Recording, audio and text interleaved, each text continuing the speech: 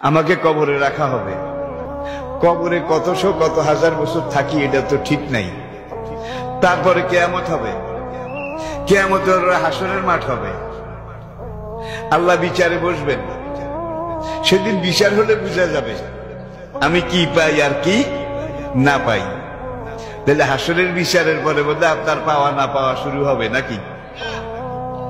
কালা রাসূলুল্লাহ সাল্লাল্লাহু আলাইহি ওয়াসাল্লাম মান মাতা কামাত আলাইহি কিয়ামাতুন। যে লোকটা মরে যায়, রুহটা বের হয়ে যাওয়ার সঙ্গে সঙ্গে তার কিয়ামত শুরু হয়ে যায়। যদি আপনি নামাজি হন, রোজাদার হন, ইমানদার হন, সাহেবে কোরআন হন, ইসলামের পক্ষের শক্তি হন, তাহলে আপনার রূহ যখন কবজ করার জন্য আজরাইল এসে দাঁড়াবে, তখন আল্লাহ রাব্বুল আলামিন জান্নাতের একদল রহমতের ফেরেশতা পাঠিয়ে দেবেন। হে বেহেশতের ফেরেশতারা, যাও, আমার ওই নামাজি বান্দা, ইমানদার, দিনদার বান্দা, তার বিচার মেয়াদ শেষ। এখন তার রূহটা সম্মানের সাথে কবজ করিও, আদরের সাথে, আদবের সাথে কবজ করিও, সে যেন ব্যথা না পায়। সাকরাতুল মউত, মৃত্যু যন্ত্রণা, তাকে যেন বেশি কষ্ট না দেয়।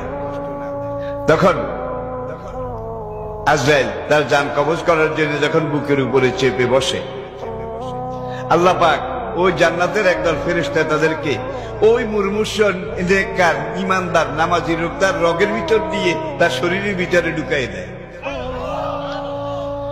ঢুকাই দিয়ে বলে, আজরাইল এখন জান কবজ করবে।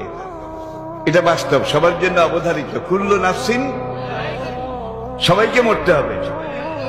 এখন আমার এই নেককার ইমানদার বান্দার রুহটা ধরে, রুহের বোটাটা ধরে আজরাইল যখন টান দেবে রুহটা বের করার জন্য, তোমরা তার রগে রগে ঢুকে যাও, প্রত্যেকটা পশমের গোড়ায় ঢুকে যাও। রুহটা যদি কোনখানে আটকে আজরাইল জোরে টানে, আমার নামাজি বান্দার কষ্ট হবে। ও নাজিয়াতে গারকান, সূরা নাজিয়াত বাংলা তাফসীর আপনারা দেখে নেবেন। তখন ওই ফেরেশতাদের কাজ হচ্ছে রুহটা যেখানে আটকে, ওরা তাড়াতাড়ি সেখানে আটকাটা ছুটাই দেয়।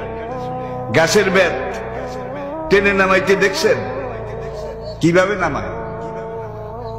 একজন নিচের থেকে টানে, আরেকজন গাছে ওঠে। যেখানে যেখানে লিল্লা বেতের গাছের ধরেছে, এগুলো আগে কেটে দেয়। কেটে দিলে বেতটা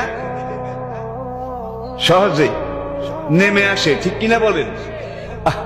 সূরা নাজিয়াতের মধ্যে আল্লাহ পাক বলছেন, আমার নামাজি, রোজাদার, ইমানদার, দিনদার বান্দা, তার যখন ভিসার মেয়াদ শেষ হয়ে যায়, আজরাইলকে তার জান কবজ করার জন্য আগে পাঠাই, সঙ্গে সঙ্গে একদল রহমতের ফেরেশতাও আমি পাঠাই।